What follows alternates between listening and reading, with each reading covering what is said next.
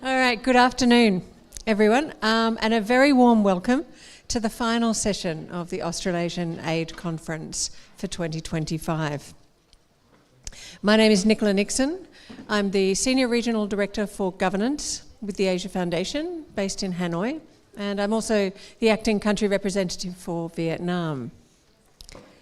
Before we begin, I'd like to acknowledge the traditional owners of the land and pay my respects to their elders, past and present. So thank you for joining us for what I hope will be a very energising conversation on the politics of backlash and the possibilities of transformation in Asia and the Pacific. Now, a little bit of framing. So across this region, we're seeing both progress and pushback on gender equality. Over the past 20 years, we've seen many areas in which women have claimed new spaces in politics, business, community leadership and more. And yet we can also see that many of those gains are under strain. More women than men are stuck in informal, insecure jobs. Care work, and a lot of discussion on the care economy, care work remains invisible, generally speaking, and undervalued. Online spaces amplify misogyny faster than truth. And across many societies, new forms of conservatism, often cloaked in the language of faith, family or culture, are rolling back rights that once felt quite secure. Now, these patterns and trends are not inevitable. They are political. They are the outcome of choices, incentives and systems that can also be changed. What's distinctive in some ways about Asia and the Pacific is the backlash that we're seeing globally often is more specifically directed to gender. Gender becomes a kind of proxy battlefield for wider struggles over identity, modernity and the moral order. And in moments of rapid social change or political instability, controlling women's roles offers a way for political and religious actors to reassert authority and claim guardianship of tradition. And amidst instability, globally, this becomes even more troubling. And yet, amidst this backlash, we see resilience take new forms. Women leading social movements and local governance. Men questioning inherited norms of dominance and gender roles, and communities translating the idea of equality into their own social and cultural terms. Now, this is the terrain that we want to explore today. And our conversation will explore three intertwined questions. First, what does this backlash look like? It may be global, it may be in many ways universal, particularly when it comes to gender and gender equality, but it's experienced and manifests itself very specifically in specific contexts. Secondly, what is the politics of backlash in the region? Who resources it? Who benefits from it? It gives us a stronger sense of the why. Why are we seeing this happen? And third, how are women's leadership and activism navigating this backlash in different contexts in the region? What's being learned in the process, and what might we see amidst all of this that has the potential for transformative change? So we're super lucky to have three amazing leaders here today with us who bring deep insights from different vantage points. On the far left, or my left, your right, we have Susanne Legena, CEO of Plan International Australia. Susanne joined Plan International Australia's executive team in 2011 and was appointed Chief Executive Officer in 2017. Yay, apparently. Woohoo.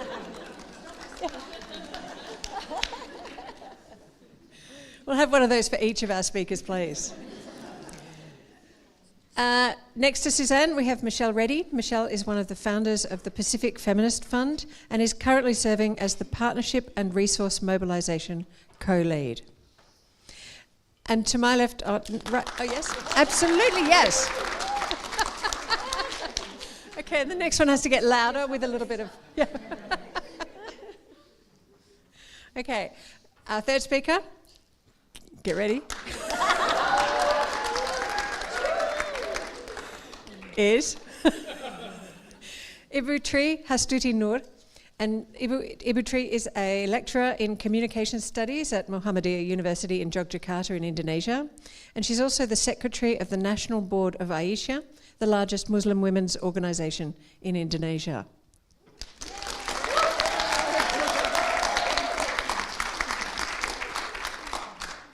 Panel's going so well so far. Okay, so just to bring the mood down slightly. All right, so in this first round of questions, I'm going to ask each of you in turn to briefly describe what backlash against women and girls looks like in the places that you're most focused on and the different forms that it takes. And I'm going to start with you, Ibu Michelle. Ibu Michelle now. So we're all Ibu as well. Bulavinaka, Mari, everyone. So I come from a really beautiful region called the Pacific region, and usually we are lumped together with Asia. So you would have heard Asia Pacific, and that really riles me up because they're two different regions. And so the Pacific region also has one of the largest bodies of waters, the Pacific Ocean. It's also the region, you know this by now, that has contributed the least, but will face the most impacts of climate crisis. It's also a region where a majority of nuclear weapons tests have occurred.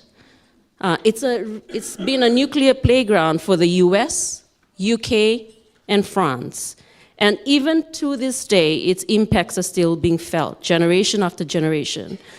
The Pacific Ocean and its people have always had the experience of, or have been used as a dumping ground.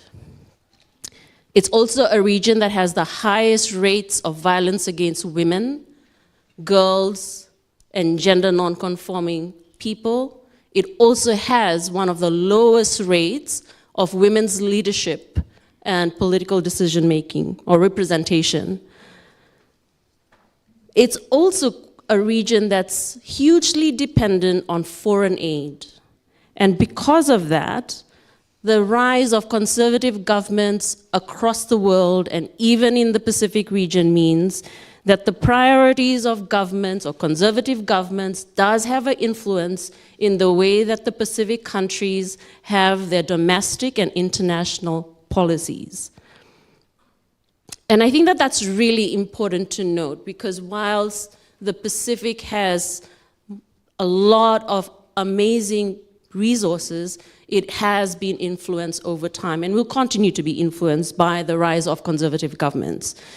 And those conservative governments are also backed by a really well-funded, well-organized, well-strategized anti-rights movement. I mean, the amount of funding, and we'll talk a little bit more about that, is that whilst there's very little money that's going to gender equality, but the amount of money that the anti-rights movement is really putting towards narrative building, shifting behaviors and norms, convincing young people to join the bandwagon is quite high. And that is also slowly creeping into the Pacific region. We know that the US cuts, and from the partners that we have worked with, is that the US aid cuts have not only had an impact on civil society and women's rights organizations, but it's also had an impact on Pacific governments, where the resources that they were dependent on is now taken away. So you have a lot of Pacific governments, civil society, and feminist movements really being impacted by rise in authoritarian governments globally whose policies or decisions have an impact in the Pacific.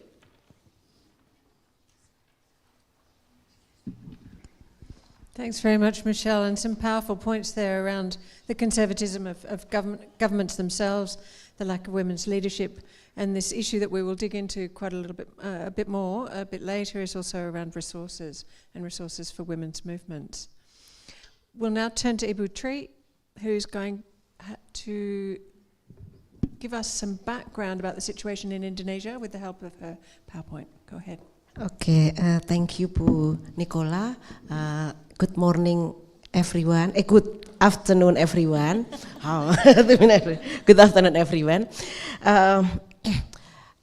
First, I want to talk about the Aisyiyah, my organization. First, actually, Aisyiyah established since 1917.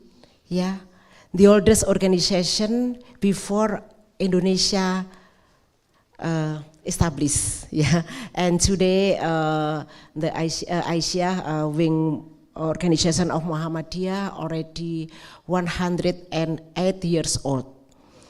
Yeah, and since established, Aisyiyah and Muhammadiyah always support our government.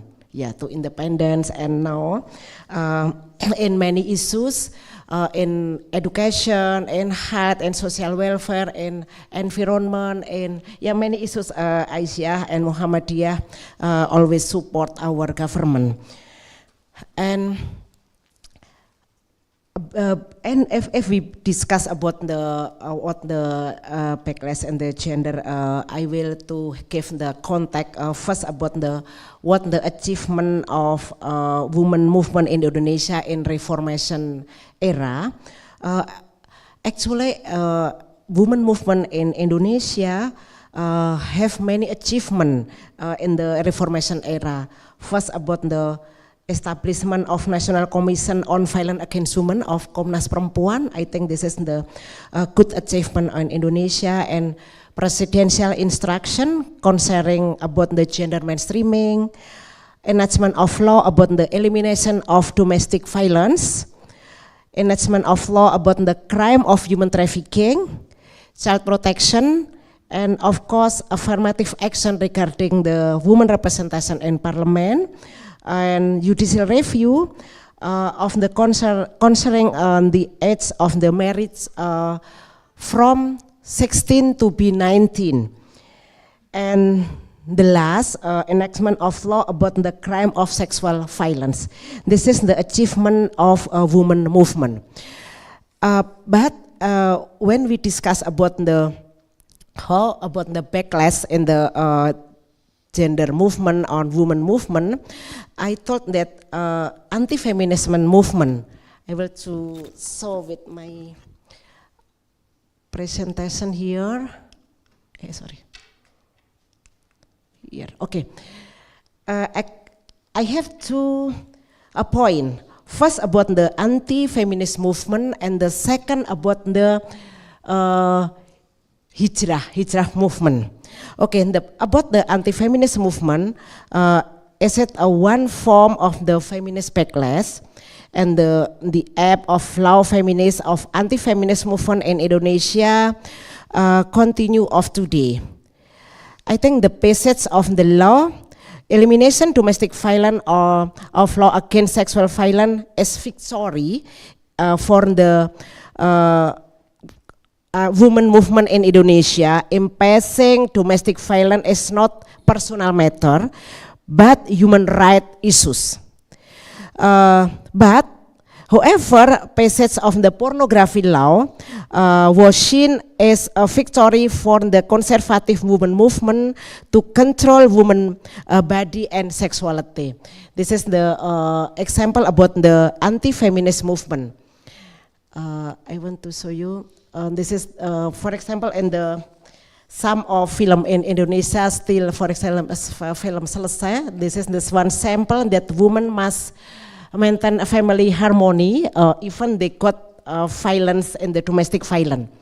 And this is in the advertisement in Indonesia. I think a consistent portrait about the woman and the primary actor in the domestic work. Still today.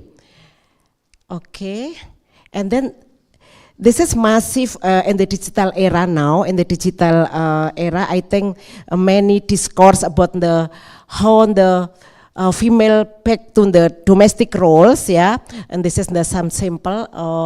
For example, TikTok, yeah, because TikTok is very popular in Indonesia, yes. And female preachers state that women who earn a living will become arbitrary and disrespectful toward their husband, and many followers and hearers. And the others, the next, yes. And this is the from TikTok too, yeah, about how the scenes of a wife disobeying of their husband. And the preacher asserted, man preacher, yeah, woman true role is a housewife, and that woman should not be shown by liberal feminist ideology. Yeah, this is some example for what is the discourse in Indonesia, and that's and now in the cases when the rate of women propose to divorce, I think many cases in Indonesia that women propose to divorce increasing, and the community and local leader blame that because women more independence, yeah. So in independent and economic, they didn't need a man, they didn't their husband dignity more, and the condition I think broke the patriarchal system in Indonesia. This is some example about how the backlash politic in Indonesia in the gender movement. And the second about the hijrah, yeah, I think this is the phenomena of hijrah. I want to say that the term of hijrah is used to describe a movement that encourages Muslims, especially young people, to migrate to become better individual by increasing their adherent religious law.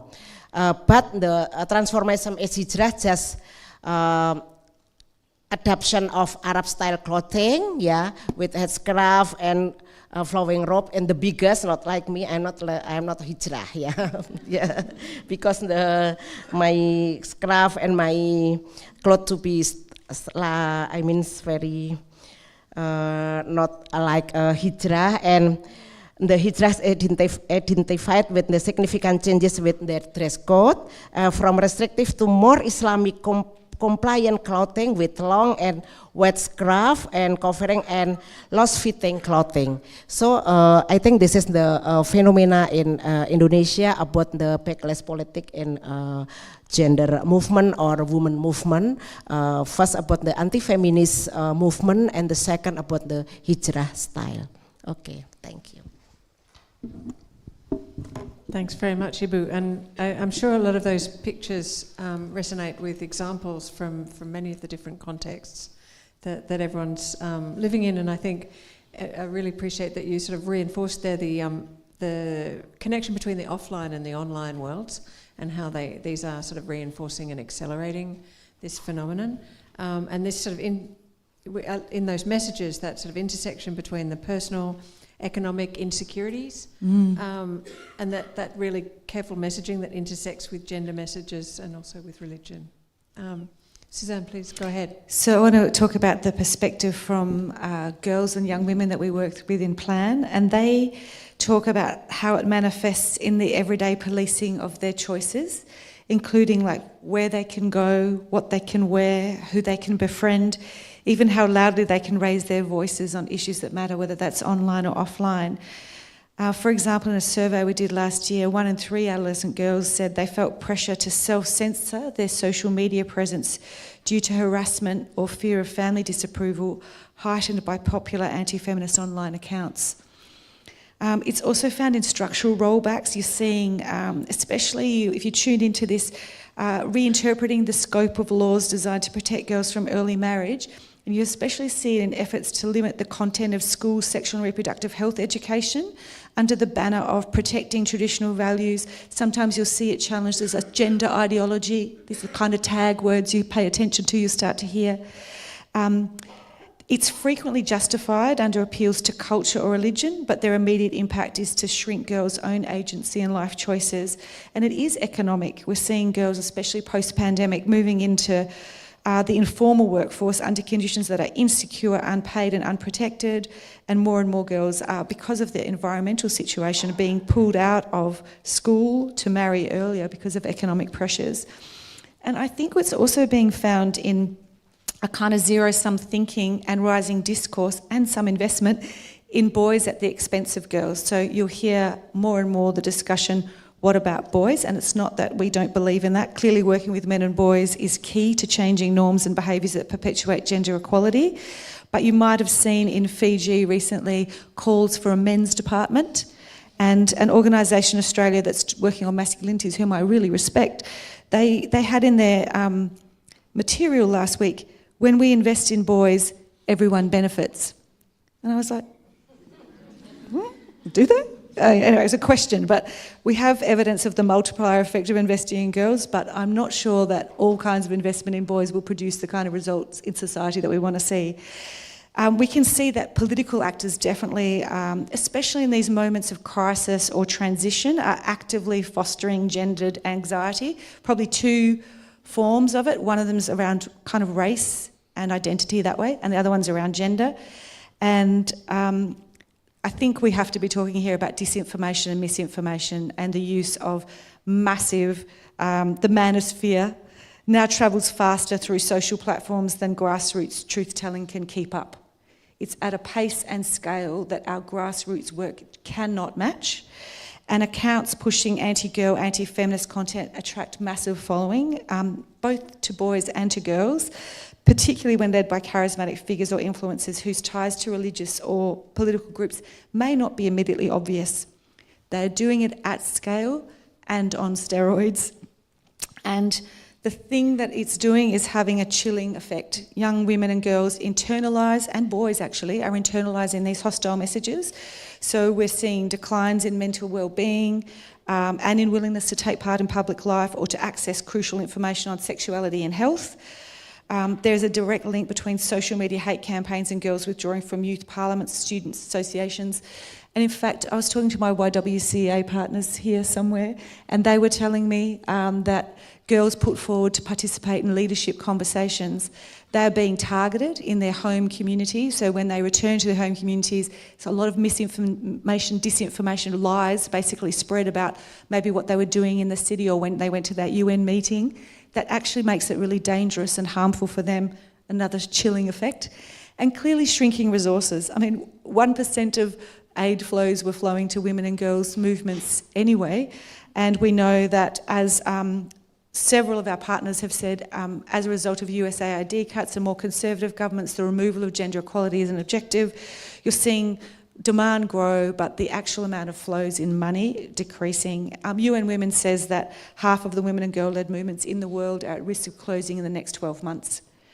And girls also report what they describe as a hyper-visible culture of surveillance, about this idea that your phone is always with you, you're always being watched, you can be filmed, not just by your family, but by your schools, the broader community, networks of strangers online. And it's reducing the freedom to experiment, to fail, to lead, and to be free. So I think it's having a really massive chilling effect, and you're seeing this also participate in polarisation between boys and girls in some contexts. Thanks very much, Susanne. So we've heard some, really concerning depictions of the sorts of situation that women and girls are facing, and we see this in all of the contexts, I think, in which we're working. We're going to turn now to thinking a little bit about the politics of that situation. We've sort of delved a little bit into some of that in terms of the resource flows, and where there's significant politics underlying those. But why these patterns keep reoccurring also has to do with who benefits from them and how they're being sustained. Arguably, backlash isn't just about resistance to gender equality, it's often a strategy. I alluded to this at the beginning, that political leaders, religious movements, online influencers use gender as a tool to mobilise emotion, signal authority, and sometimes to consolidate power. So let's unpack that a little bit. If the backlash is not simply resistance to equality but a strategy, who benefits in the context that you're looking at, politically, economically or socially, from keeping gender hierarchies in place? And I'm going to start with you, Ibu-Tri.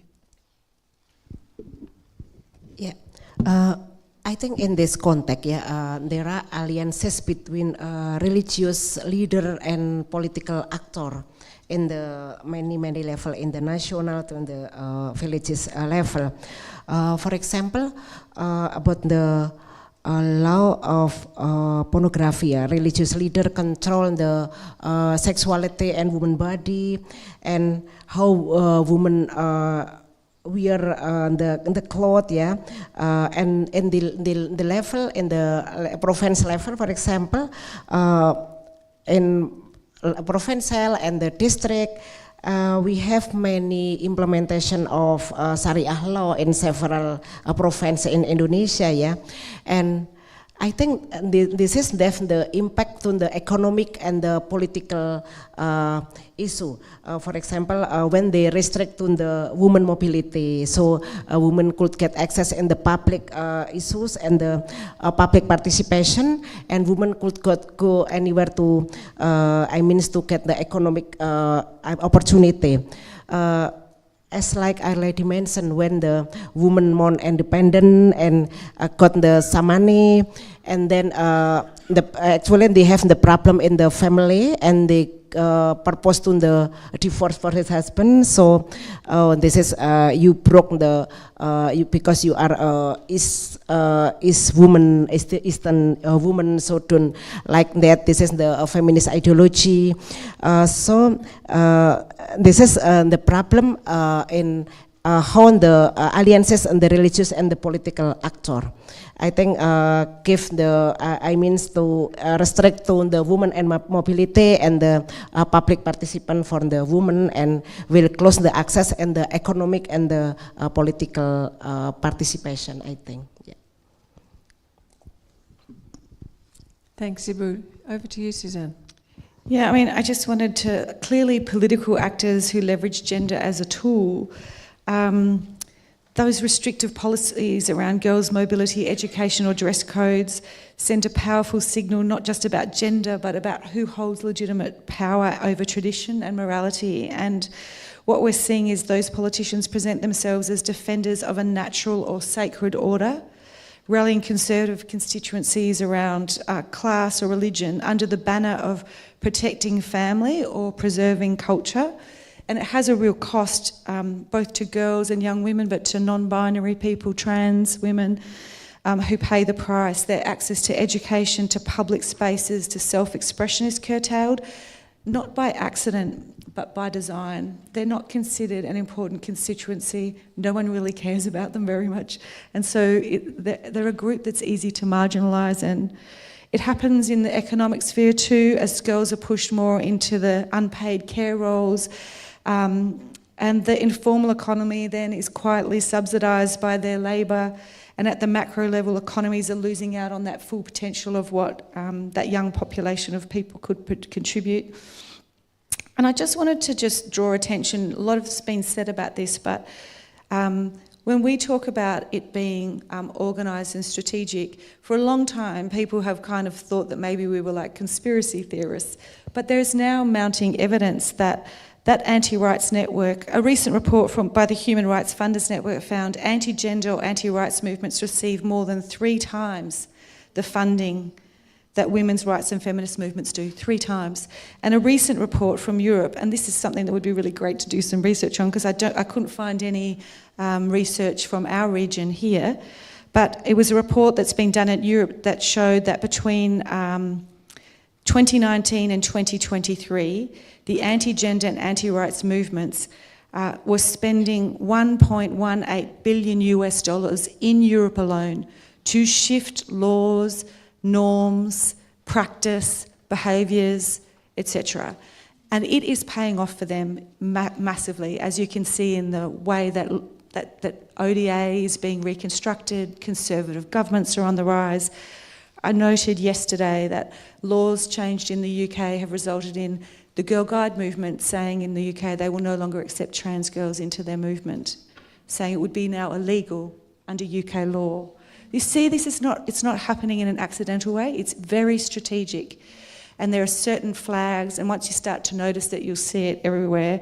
And I just wanted to say that this immense resource gap is really allowing those benefiting from that backlash, those conservative groups.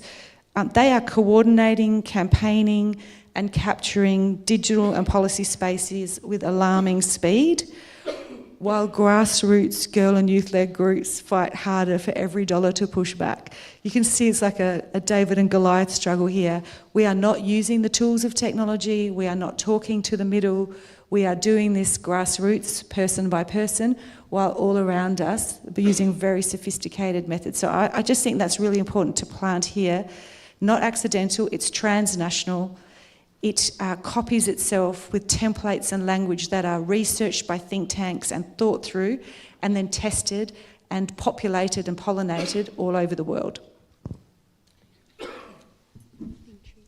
Yeah, go ahead, Michelle. Do you want to tell us a little bit about these dynamics in the Pacific? Yeah, I just think, like similar. If less than 1% is going globally in the Pacific, it's much lesser, right? And I think that in itself is also the issue, is that you have a really well-resourced anti-rights movement. And some of the most transformative pieces of gender equality legislations, policies in the Pacific have been worked upon for years. And those have been done through, again, resources that are time-bound. You have to spend 60 on programming and 40 on overhead. So there are all these restrictions that actually, I don't think really helps feminist movements, broader civil society, or women's movements to be more agile and be able to respond to the moment, right? Like, so instead of funding and moving resources with as less bureaucracy as possible, we're making it harder already. And so when you have governments who are shifting really rapidly into taking a more conservative stance, and that funding cut occurs, it makes it really hard for already a movement that's barely trying to survive. So you have like yeah, and you're always reacting. And so what you were saying around, there is time to think and pause and rethink of strategies so that you are also building a narrative on how you want to respond. But that's hard. Like, in the Pacific, where you have multiple disasters, and then you have funding cuts, and then you have religion and culture interplay. So it's almost like, don't get me wrong, I'm from the feminist movement. They do massive, just brilliant things, But I just think that we are also not funding or resourcing movements in a way that we want them to win. We are resourcing them in a way that, did you tick this box? Did you provide this form? Which I think is important for transparency and accountability. But it's got to be more than that. Because the way that the world is burning and the ocean is heating up, we gotta be able to think of development, aid, and support in a much more different way than it is right now.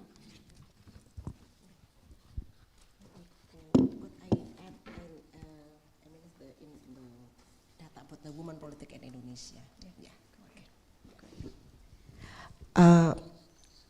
How about the alliances between the religious leader and the politic? I already mentioned, but in here I want to give some information about the women politic. Actually, in the general election in the 2024 last year in Indonesia, even we already got the representative in Indonesia House representative in 2020% already high, yeah. But the issues there are politic dynasty in Indonesia.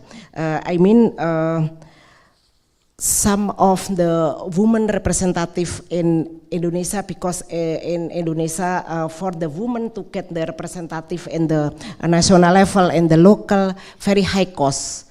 So just maybe just women with have the big capital, with have the kinship with the others, a man or woman already to be a governor, to be in the minister, to be in the political party, they will get access more to be a candidate in the political party. So I think this is the new issue in Indonesia, and it's very important for us when we discuss about the woman representative, yeah, because the in Indonesia high cost for women to be a candidate, yeah. Okay. Thanks very much, Ibu, and a really great reminder of how significant and complex some of the issues around resourcing and resourcing access to power and politics. I'm just wondering, Michelle, do you want to tell us maybe a little bit more, because we've talked a little bit about the relationship between religion and these movements, just where church, kinship and community are intertwined in the Pacific? Yeah, where do I start? Small question. I think I know, in the Pacific, because we've had a history of colonization, right? And because of that, that's really disseminated a lot of indigenous ways of knowing, being, and doing, and even indigenous spirituality and indigenous forms of spirituality.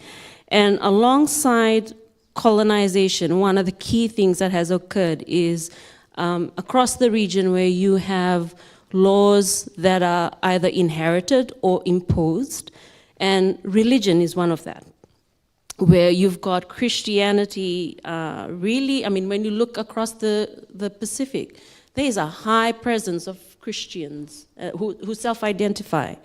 And what's interesting about kingship in the Pacific is kingship and lineage, it's the way that you make sense of yourself in a world, right? Like, it's the relational way that you position yourself with your family, with your friends, and that gives you purpose. And so the way that you interact because of lineage and kingship is really crucial.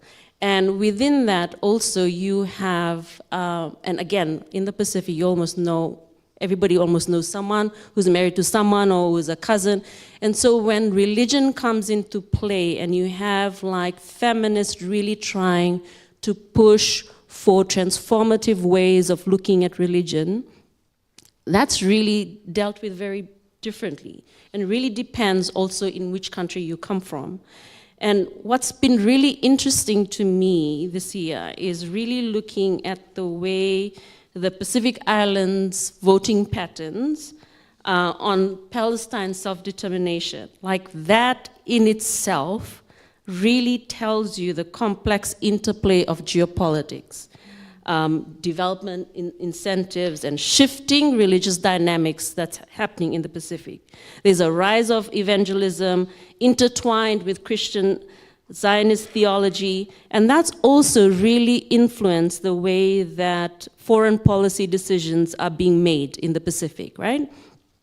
The vote on the UN General Assembly, which was looking at protection of civilians and upholding legal and humanitarian obligations in the Gaza crisis, there were 14 Pacific countries and states who voted against it. And it astonishes me. And following that vote, we had 2 Pacific countries, one of which is Fiji, and Papua New Guinea went and opened an embassy in Israel.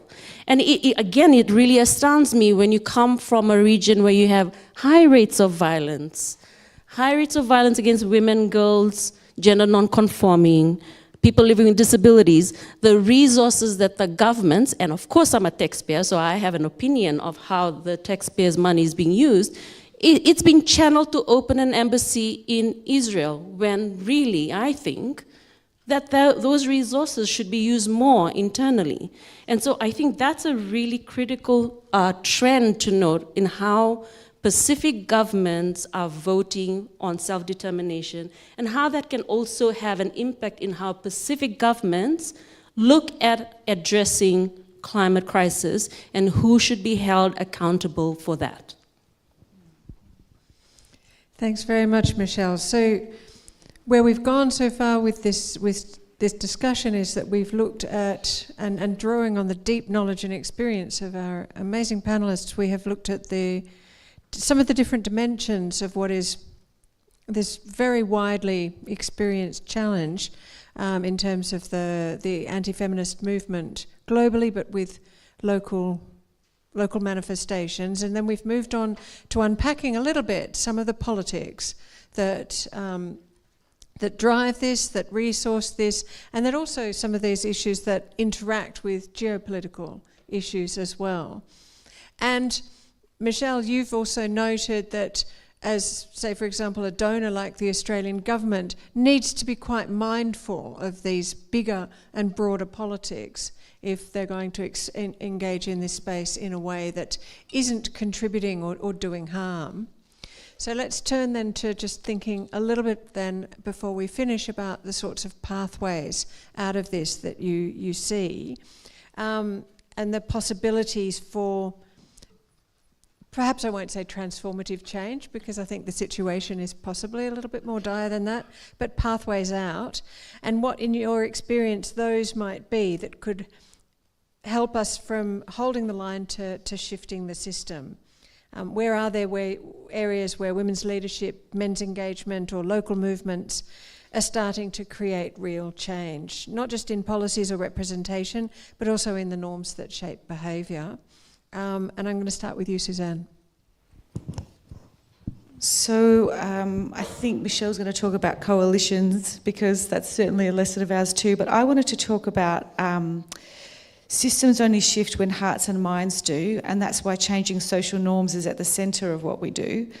And I have seen this happen in communities when men and boys have been invited into the work, not as saviours or adversaries, but as genuine partners. We did some work last year on the Gender Compass. It's a piece of work that segmented the Australian population in relation to their attitudes towards gender equality. And you can download that from our website, but if I were to summarise it, it would identify that there are a group, about 19% of the population, who are trailblazers. They are the people at the forefront of gender equality. They're the ones, many of whom I'm sure are in this room. And at the other end, we named these group the rejectors. They're the people who are part of that. And that's what's interesting about the rejector group. It's about the same size as the trailblazers. It's made up of men and women, and 1 in 5 of that group are under the age of 35. Okay? And then there's the rest in the middle. These are all the movable middle. They're not that tuned into the issues. They're not opposed to the issues. They haven't been engaged on the issues. They haven't formed very strong views about the issues.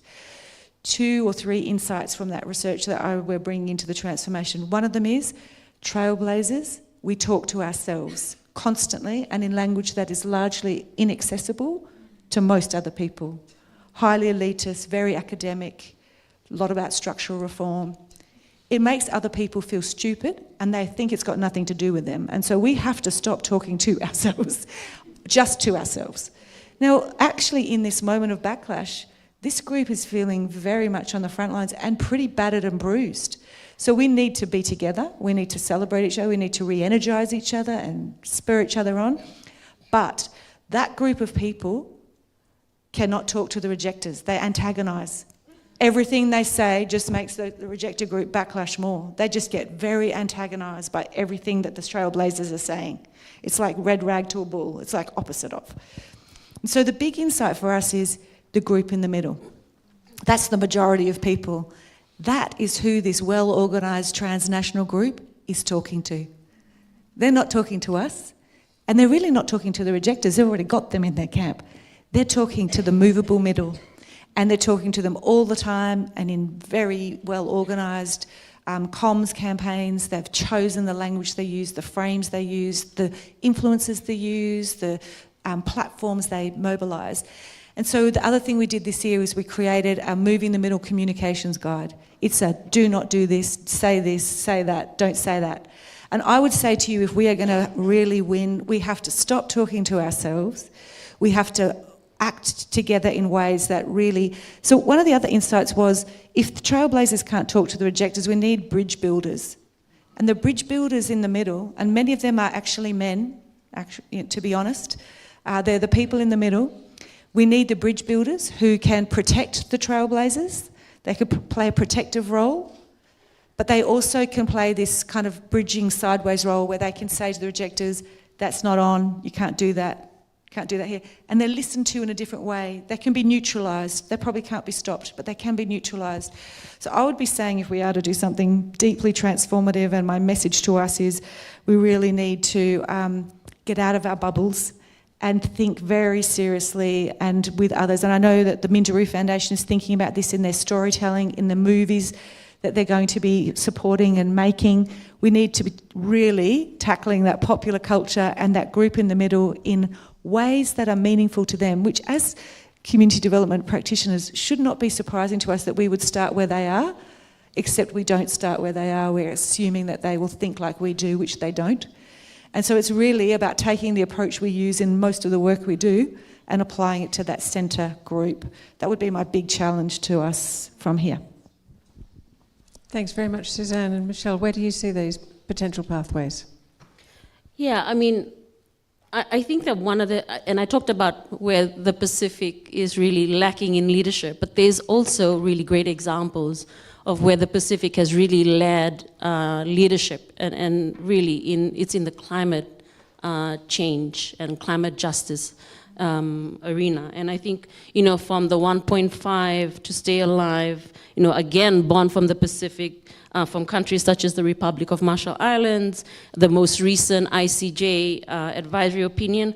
I stayed up till 3 o'clock, 4, 5 o'clock that morning, and I just was so proud of how cross movements in the Pacific, from disability, LGBTQI, gender and climate,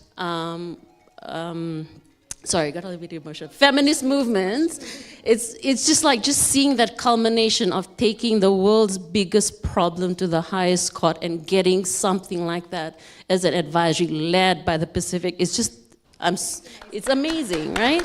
And I think that kind of leadership, I know that Pacific governments can really do. Now, of course, the fight hasn't ended because the fight has just started. And so really looking forward to, again, seeing how cross movements support this idea of climate justice. I think when it comes to looking at feminist movements in the Pacific, again, when you look at the family law reforms, to citizenship, to marriage, a lot of those reforms that have occurred across the Pacific, they have been led over time by many, many of the women's organizations. And they've also become a lot more agile and strategic in using UN mechanisms to hold their state governments accountable, as well as the allies of their governments accountable in the way that they support and resource. One of the other things that I'm really proud of is that in a region as diverse as the Pacific, that there has been a birth of 3 women's movements that are in the region. So you have the Women's Fund Fiji, Urgent Action Fund Asia and the Pacific, and the Pacific Feminist Fund, who make up a partnership that brings in 2 other partners, so the Women's Fund Asia and DFAT, who is a partner and a funder in that partnership, which is called Accelerating Investment in Women's Rights. And the reason why I say that that's pivotal in a region where resources rarely come, or if they come, particularly for gender equality, it's in drips and drabs, right? So the presence of women's funds anchored in the region, who come from the region, who understand the issues, and because of that kind of insight, we're able to look at where is the money? Where is the money going?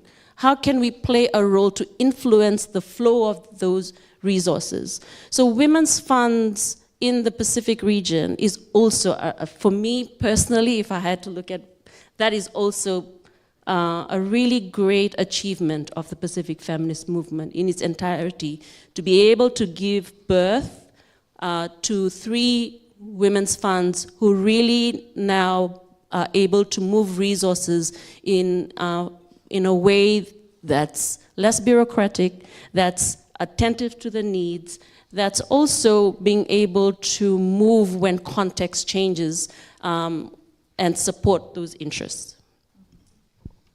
Thank you, Michelle. Ibu Tri, would you like to tell us a little bit about where you see pathways?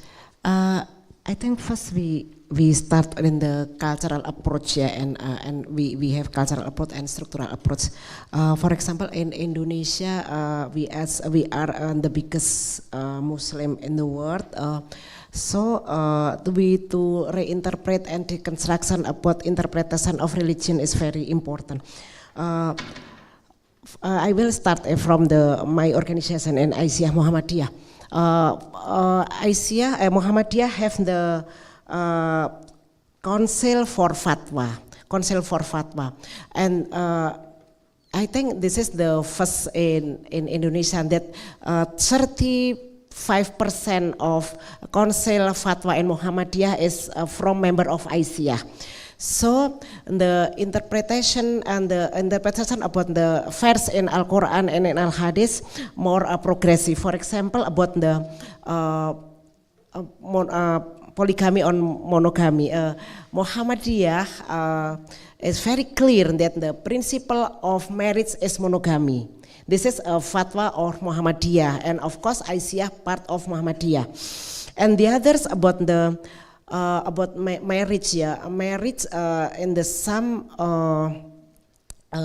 some area they have some men marriage not register. So and Muhammadiyah have the fatwa marriage must be registered. So prohibition unmarried register. We should be register our marriage.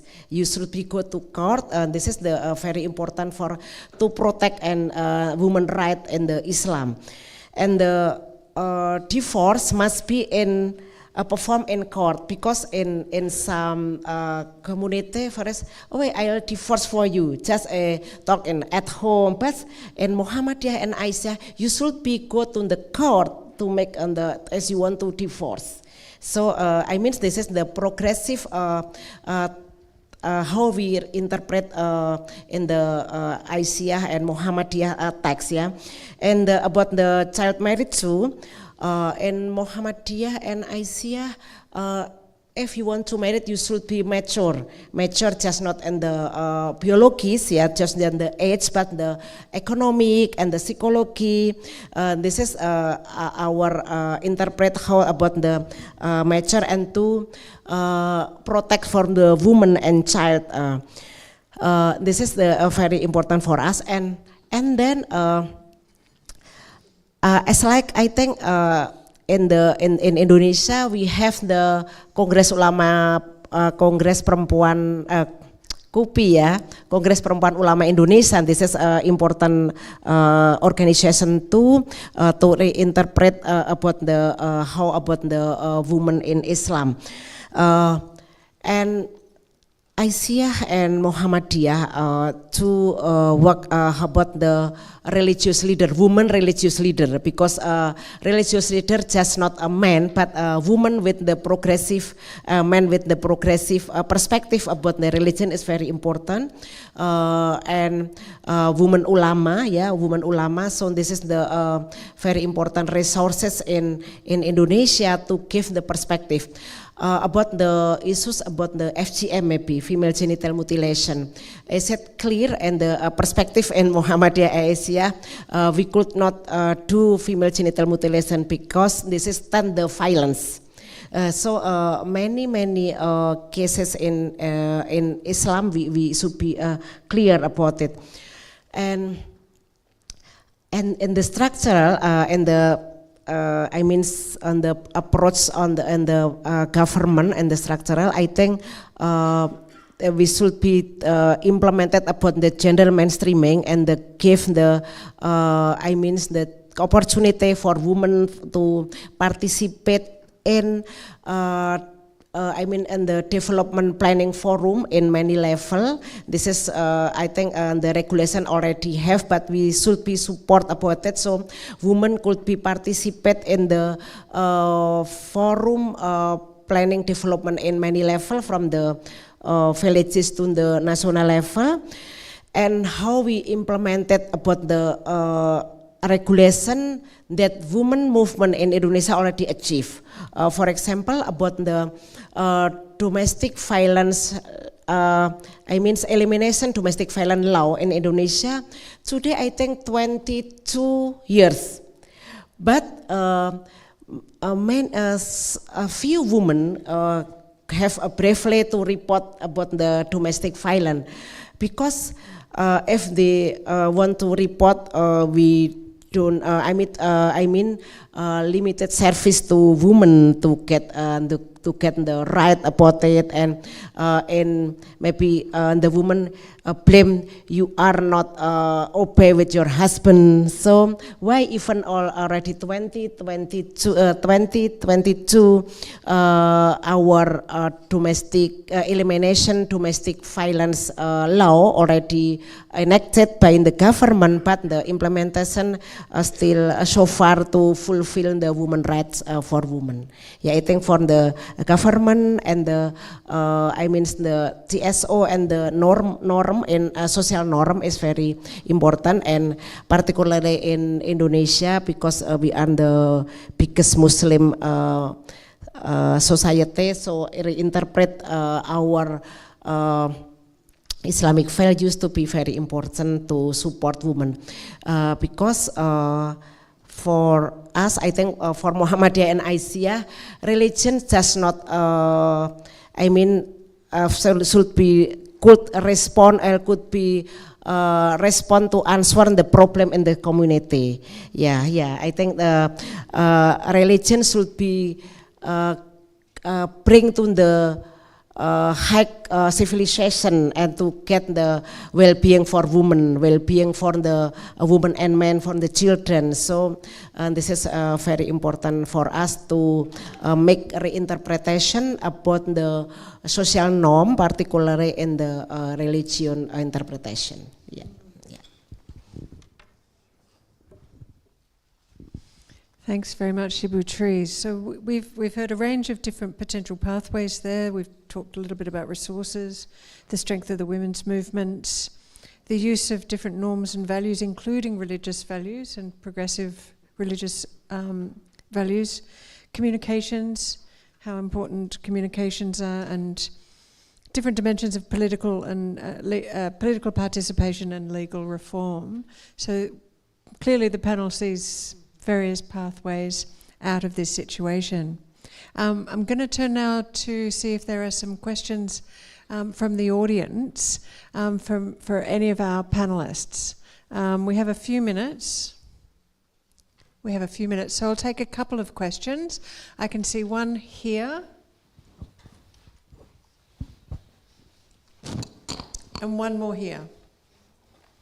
Please go ahead. Thank you. Thank you to panelists for the valuable insights. I'm Pallavi. I'm from Australian High Commission, New Delhi.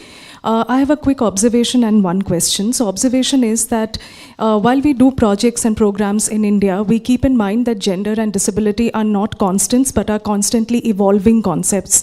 And it is to be played along the intersectionalities of things that are happening in real time, whether it is the social media evolution that is happening. So that's something that we keep in mind, not treating them as constant concepts. My question is on women in politics. So if you're comfortable answering that, do you think that reservation of women in the parliament or in political parties could help in women participation, political participation, or women being more in the decision-making process? So we are not seeing reservation as the end, but a means to an end. So, your opinion on reservation of women. Can I answer that, and then do you want to answer that? No, you go ahead. What I've seen in Australia with quotas in the Labor Party in particular, where they said about pre-selecting 50% of women in all the winnable seats. You've seen over time a massive increase in the number of women who've been elected to Parliament and who now sit inside those serious positions. I definitely do think having more people at the table who can talk about their perspective does change the dynamic and the discussion, but only if they're bringing those intersectional different perspectives to the table. So I think you can easily, but definitely what we've seen, if you see the current government, it's the result of more than 10 years of quotas that pulled women into winnable seats and then into the parliament and then into the ministries. And you've seen that be very effective. And I just look at the Liberal Party at the moment, which is really struggling with that. They're asking themselves this question, the Conservative Party here, they're asking themselves, how do we appeal to more women? And they are considering that themselves. Yeah, I agree. I think that, I agree that, yes, having women participation and representation, not just in Parliament, but in political parties, is really crucial to seeing a shift in the way that policies, all of that happens, right? But I think what's missing around that is like really also interrogating the kinds of processes that are in play that either, actually most of them hinder women's participation, and even gender non-conforming and people with disabilities, right? So it's the structures and the processes that themselves are designed really in favor of men. And you can read about it from, I mean, all the biographies that I've heard of women leaders talks about that. So I think that's a crucial thing.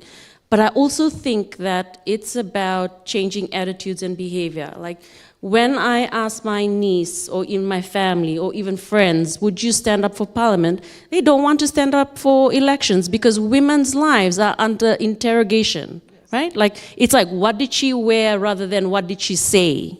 It's who did she talk to or have a glass of wine with instead of what was the purpose? Was she moving something? So women are really put under the microscope in very unfair ways, right? So I think that that's also the other thing. I did also want to share that one of the most exciting things that I've heard about in terms of temporary special measures has come from Solomon Islands, where my co-lead Ruth is from, where they've actually been able to work with a local, a feminist organization, has gone around the provinces in Solomons, and they've endorsed TSM, but that's at the provincial level, and that's amazing for Solomon Islands. So there are potential for shifts to occur. In Indonesia, I think we mandatory from our regulation. First in Parliament, we support about the affirmative action in Parliament at least 30%, and as well as in political party. Political party mandatory should be put a woman in 30% in when they to be a candidate, and we have regulation about the participatory, so in many level about the participatory in planning development forum and from villages to the national level should be invite for women and marginalized group, include disability, people with disability, and in the regulation of disability law, I think give the opportunity to the people with disability to be candidate in the parliament, but still I mean to support from us even in the legal on the regulation already available. But I think the technician we should be support to give the opportunity for the disability, marginalized group, vulnerable group, and women at least 30% to participate in the parliament, in the political party, and the planning development forum. Thanks, Ibu. We had another question just here, Lena. Yeah. Hi, Lena Tamang from International IDEA. I was just wondering, what do we know about the sources of funding of the anti-gender, anti-rights movement in the region or in Australia, indeed? I think the study you mentioned, Susanne, by the European Parliamentary Forum for Sexual and Reproductive Rights, they discovered that much of the funding comes from two sources, from Russia and from US. And surely there is also homegrown European funding for that too. But wondered, what do we know in the region where the money is coming from? Someone might know, but in the room, but it'd be a really good piece of research actually to understand the degree to which it's being funded in this area and by whom. But definitely that research said sort of US evangelistic Christian groups and individuals, and the rest of the money was coming from Russia. It's very important. I think we should be tracking the money because that tells you who's benefiting and for what reason. Yeah, thanks for the question, because we did have a quick look before and we couldn't find anything else specific to the region. So great piece of research there that's needed. Maybe one or two other questions. One over here. Anyone in this group? Can't see any hands. Okay, one over here. Hi, my name is Anna from University of PNG. My question is for Michelle. You've mentioned something about along the line, we should find a way to fund a movement in a way that it should move forward. So from your experience, what is one thing in the region, in the Pacific region, that you see that needs to be invested more on right now? And in order to transform that space, we can't solve everything right now, but maybe it's something that is imminent right now that we need to address and maybe fund more. Thank you. My immediate answer was fund everything that women's rights and feminists say is important. But I hear what you mean around, I think the biggest thing, and it's also a lesson for me since joining and playing a role in being resource justice advocates, right? Like this concept that there is a scarcity of money or scarcity of financial resources in our region. Let's just say Asia and the Pacific. But that the kind of mentality also means that you're always competing with others because your mentality is there's little money, and so I've got to make myself as relevant as possible, understand the language that the different bilaterals or private foundations have, understand the process, fill in my forms so that I look good and sound good, and I can convince someone that my work is valuable, it's sustainable, that if they left tomorrow, we can still fund the work that we have. And I think that really comes from that mentality of, like, again, scarcity, but also the way that development aid is being moved, right? Like, what really irritates me is, right, can you explain to me how your project or program is going to be sustainable? It's going to be sustainable with or without your money, because the work occurred before you came on in the scene, right? Like, women's movements have always operated from resources that they themselves channeled, and then others joined that dream. So I think, that question that you asked around what to fund, I truly believe that we should fund the whole spectrum of work that the movement looks at. And one is because rights are interlinked, they're interrelated. I can't fund the right to food if I'm not looking at the right to life, right? Like, there's a feminist intersectional analysis to why you should fund, not just in thematic, really cute boxes, fill the theory of change. No, it doesn't work that way. And I think the way that is the most transformative way of resourcing the movement is also being a really good listener. Like, listen to what the people are telling you, what your partners are telling you.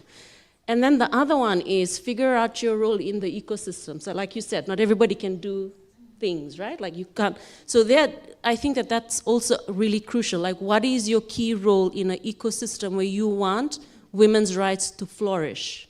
And then figure out how you can then move resources in that way. Thanks very much, Michelle. Okay, I think just because of the time, I've got one last question for each of the panelists, and it's a very quick question. But we're going to assume that it's 5 years hence, it's now 2030, 5 years have passed. What small change has happened that makes you feel like we might be on the right track? I'll start with you, Susanne. I've got two. Okay, two's fine. There'd be some measurable increase. There'd be a measurable increase in girls' power and decision-making spaces at the local level.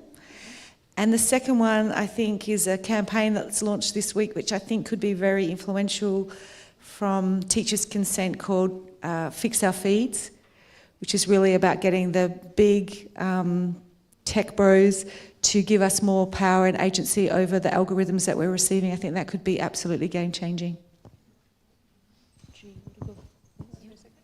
I have a brain fog right now. Okay. Yes.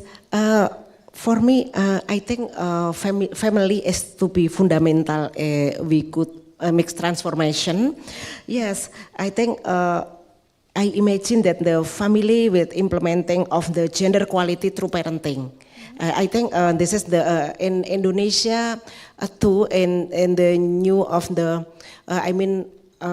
planning of development in Indonesia using the resilience of family. I think the family is very important to be intervention for us. So how the family will implementing of the gender equality through the parenting in the every family. And the second, I think, if the women and marginalized group and the vulnerable group already have the opportunity to participate in the forum in the villages to the national level in the planning development forum. Yeah, I think the two.